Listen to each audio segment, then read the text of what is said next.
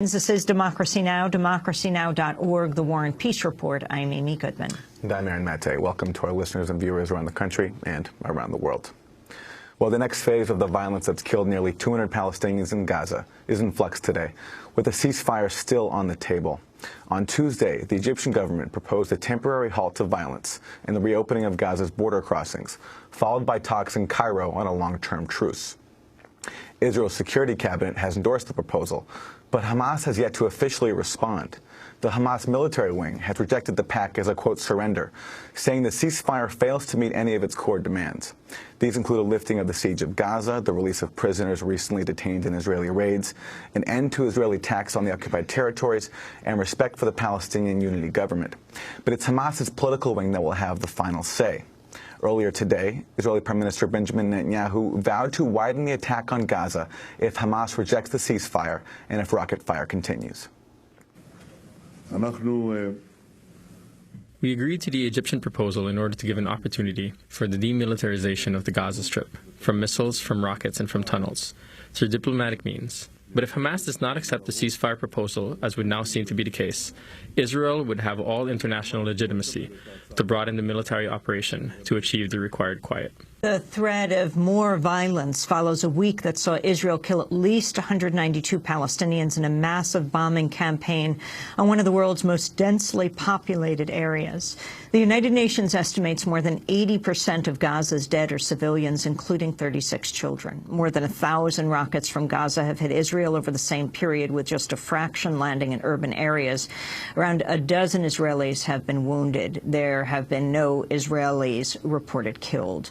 For more, we're joined by Amira Haas. She's the Haaretz correspondent for the occupied Palestinian territories, the only Israeli journalist to have spent years living in and reporting from Gaza and the West Bank. She's joining us from Ramallah.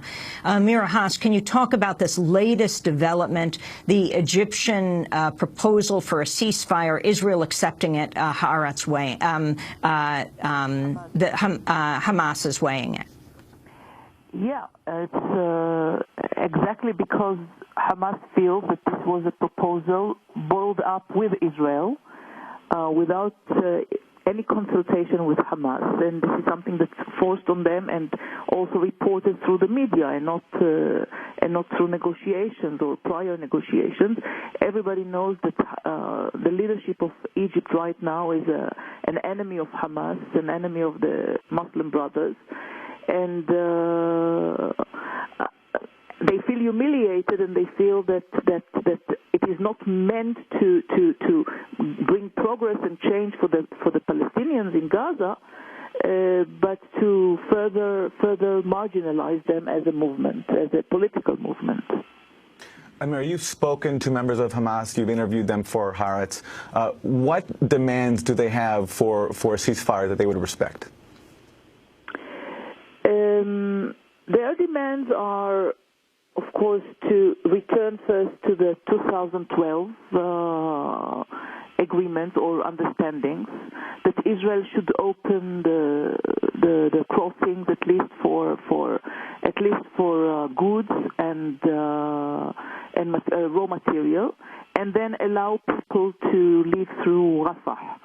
They more or less neglected the idea, the hope that Israel would allow Palestinians living from Erez, from the northern northern Gaza Strip to the West Bank. This is something they have neglected, but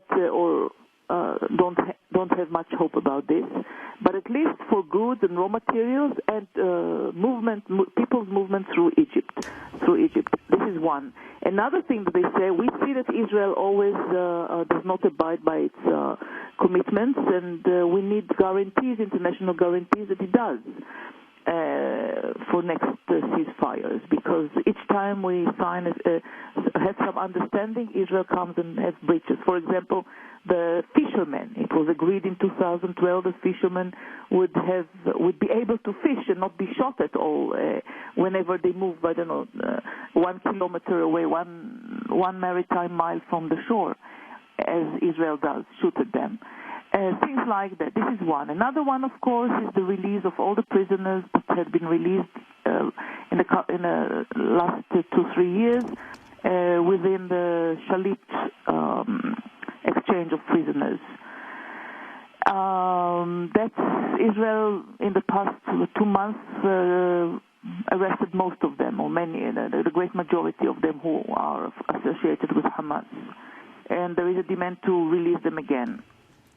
There is a demand to, these are the basic demands. There are other prisoners that Hamas prisoners, Hamas activists in the West Bank, political activists who have been arrested, and they should also be released.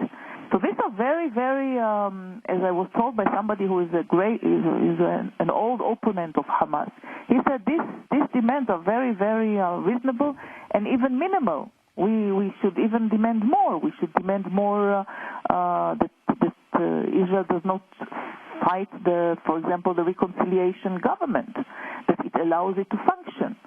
We should demand that people leave the West Bank, leave Gaza Strip, and be able to reconnect with the West Bank. So the demands, the Hamas demands, are quite basic. So